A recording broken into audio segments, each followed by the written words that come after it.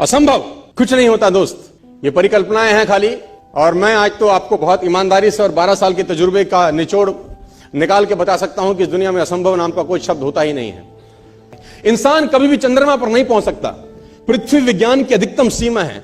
Doctor Li दी forest मशहूर वैज्ञानिक हुए, बहुत बड़े साइंटिस्ट हुए। एक स्टेटमेंट इन्होंने पास किया 1955 के अंदर, 1955 ही पास द स्टेटमेंट कि इंसान कभी भी चंद्रमा पर नहीं पहुंच पाएगा। It is impossible for a human being to cross Indian globe, earth globe. और पृथ्वी विज्ञान की अधिकतम सीमा है, लेकिन किसी बहरे ने इस बात सुना नहीं। और पहुंच गया एक आदमी अपना बस्ता उठा के, जिसका नाम था इन 1969। और उसके बाद तो स्पेस जर्नी ऐसी हो गई जैसे आप और मैं अभी पतिया और बैंकॉक चले जाते हैं। लॉर्ड केल्विन बहुत बड़े साइंटिस्ट हुए, उनका स्टेटमेंट आया कि सिर्फ पक्षी उड़ान भर सकते हैं, हवा से भारी मशीन का उड़ान भरना असंभव है। इट इज इम्पॉसिबल कि हवा से कुछ भी भारा हो और वो उड़ सके, क्योंकि ग्रेविटी उसको गिरा देगा। लेकिन तमाचा मारा इन लोगों ने, तमाचा मारा और लिख के दिया कि हमने साइकिल के स्पेयर पार्ट से इंसानों को पक्षी बना दिया। साइकिल के स्पेयर पार्ट से इंसानों को पक्षी बना दिया। 16 साल लगे राइट ब्रदर्स को जहाज का निर्माण करने में, लेकिन इन लोगों ने उसकी बात नहीं सुनी कि जो कहते थे कि वायु का सिद्धांत तुम्हारे विपरीत है। यह बात भंवरे को कही जाती थी कि भंवरा वायु के सिद्धांत के कारण कभी जीवन मोड़ नहीं सकता, क्योंकि उसके पंख उसके शरीर से हल्के रहते हैं।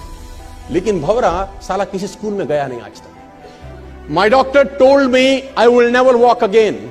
मेरे डॉक्टर ने मुझे कहा कि तुम कभी चल नहीं सकोगी। My doctor told me you will never walk again. My mother told me I would, and I believed my mother rather than doctor. Wilma Rudolph एक ऐसी एथलीट हुई जिनको पोलियो था, जिनको डॉक्टर ने कहा तू चल नहीं सकती, मां ने कहा तू चल सकती है। उसने कहा मैंने डॉक्टर की बात नहीं मानी, मैंने अपनी मां की बात मानी। 3 ओलंपिक गोल्ड मेडल जीती है लड़की, 3 ओलंपिक गोल्ड मेडल, जिसको डॉक्टर कह रहा है कि तू चल। लेकिन मां क्या बोलती है? मैं आपको उदाहरण देना चाहूंगा सर। बहुत छोटे थे अल्बर्ट आइंस्टीन, दुनिया के महान वैज्ञानिक में से एक हुए, मंद बुद्धि कहा जाता था। 8 साल के थे, घर पहुंचे, मां को चिट्ठी दिया।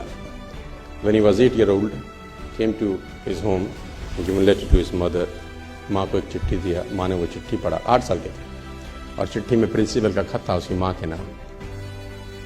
प्रिंसिपल ने ये लिख के भेजा कि आपका बच्चा विलक्षण प्रतिभा का धनी है, ग्रेट पावर है इसके अंदर, क्योंकि बहुत बड़े साइंटिस्ट बने, बड़े हो गए। मंद बुद्धि बचपन में समझा जाता था। आपका बच्चा विलक्षण प्रतिभा का धनी है, इसके अंदर असीम संभावनाएं हैं।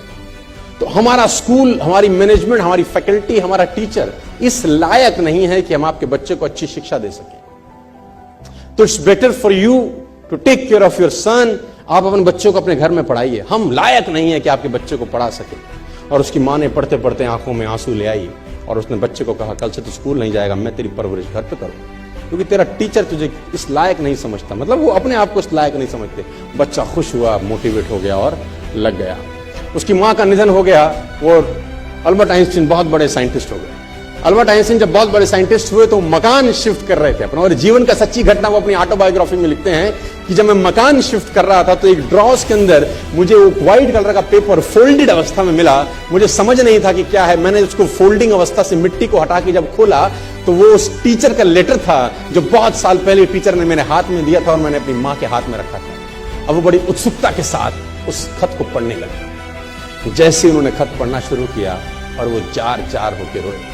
उसमें लिखा था कि तुम्हारा बच्चा मंदबुद्धि है, ये हमारे स्कूल के लायक नहीं है, इसको आज के बाद हमारे स्कूल में मत भेजना, इसकी परवरिश खुद किया। मां ने उल्टा पड़ा, मां ने उल्टा पड़ा कि नहीं, ऐसा नहीं है, तू सब कुछ कर सकता है, तेरे हाथ पास पावर है, तेरे में प्रतिभा है, यू कैन डू वंडर्स। दोस्तों, इस दुनिया में किसी की बात मत सुनना। नेवर एवर बिलीव एनीबॉडी कि जो तुमको बोले कि तू नहीं कर सकता, कान पे मारना, बोला साले तू नहीं कर सकता, हम करेंगे।